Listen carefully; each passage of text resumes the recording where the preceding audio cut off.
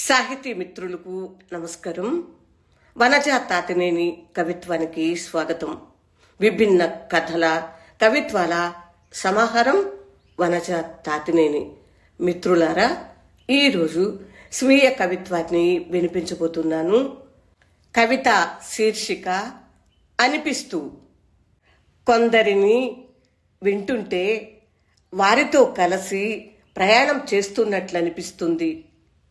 కొందరిని చూస్తుంటే రంధ్రాన్వేషణ చేసినట్లు అనిపిస్తుంది.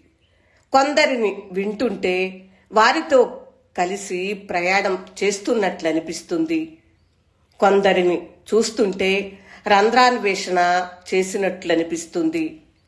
కలగలిసి నడుద్దామనుకున్న వారితో కలిసి గమ్యం వైపు పరుగులు తీస్తున్నప్పుడే బ్రతుకుకి అర్థముందనిపిస్తూ ఉంటుంది. కలగలిసి నడుద్దామనుకున్న వారితో కలిసి గమ్యం వైపు పరుగులు తీస్తున్నప్పుడే బ్రతుకుకి అర్థముందనిపిస్తూ ఉంటుంది. దుఃఖఛాయపడని జీవితానికి వెలుగురేఖ విలువ తెలియదనిపిస్తుంది. కలల్ని పగలకుండా కాపాడుకుంటూనే ఉబికొచ్చే కన్నీళ్లని దహనం చేయాలనిపిస్తుంది. దుఃఖఛాయపడని జీవితానికి వెలుగురేఖ విలువ తెలియదనిపిస్తుంది. కలల్ని పగలకుండా కాపాడుకుంటూనే ఉబుకొచ్చే కన్నీళ్లని దహనం చేయాలనిపిస్తుంది.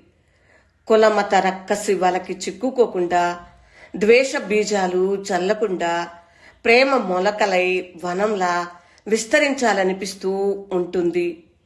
కాఫీని, కవిత్వాన్ని బొట్లు బొట్లుగా లోపలికంటా ఆస్వాదిస్తున్నప్పుడు బతికే ఉన్నాననిపిస్తుంటుంది. కులమత రక్కసి వలకి చిక్కుకోకుండా, ద్వేష బీజాలు చల్లకుండా, ప్రేమ మొలకలై వనంలా విస్తరించాలనిపిస్తూ ఉంటుంది. కాఫీని, కవిత్వాన్ని బొట్లు బొట్లుగా లోపలికంటా ఆస్వాదిస్తున్నప్పుడు బతికే ఉన్నాననిపిస్తుంటుంది.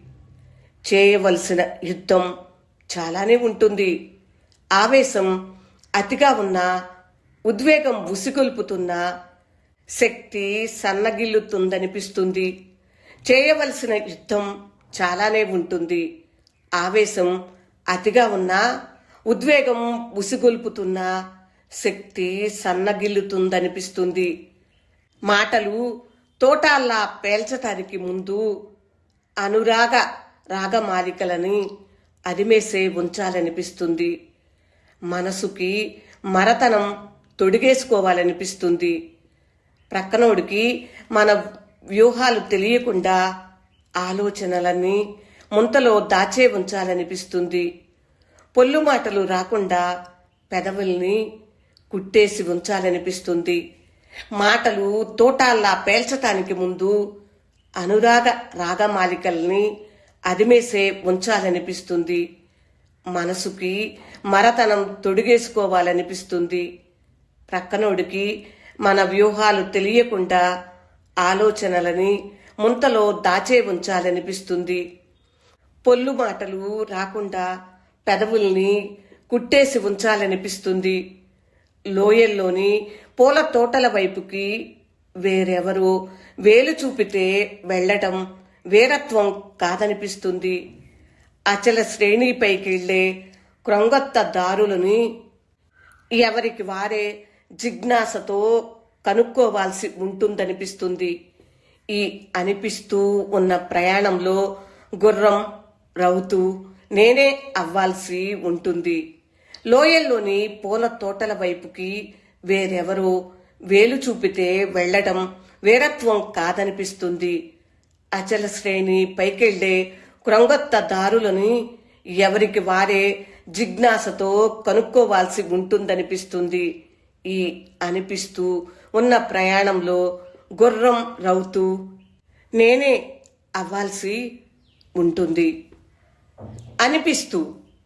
వనజ తాతినేని స్వీయ కవిత్వం విన్నారు కదా మిత్రులారా.